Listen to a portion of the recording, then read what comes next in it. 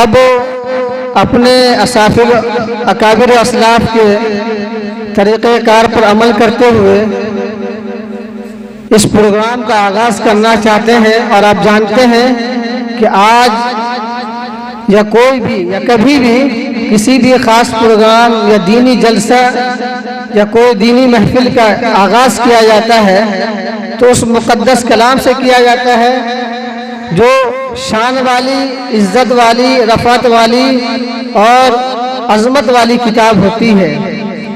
تو اس محفل یا اس پروگرام کے آغاز ہم قرآن کریم کی تلاوت باسعادت سے کرنا چاہتے ہیں، اور اس محفل کا آغاز کرنے کے لیے قرآن کریم کی تلاوت کے لیے اس اسکول کے ایک طالب علم موصوف محمد ایشان سلمہ ہے۔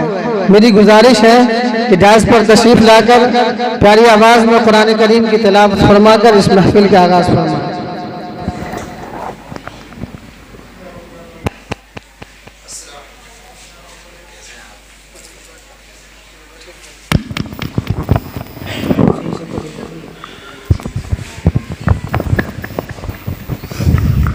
السلام علیکم ورحمۃ اللہ وبرکاتہ۔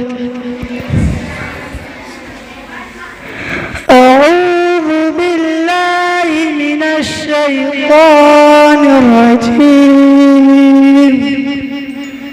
بسم اللہ الرحمن الرحیم،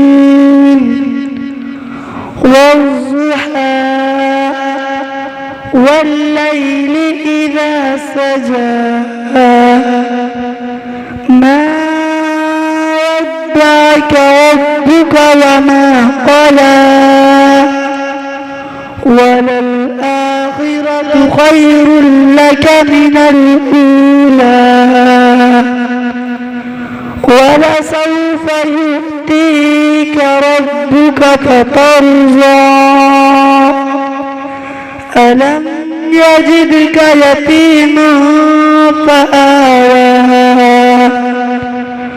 ووجدك ضالا فهدى ووجدك عائلا فأغنى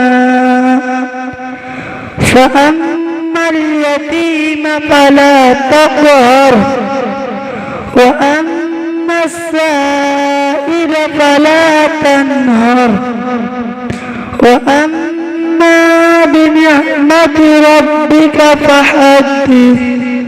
صدق الله العظيم۔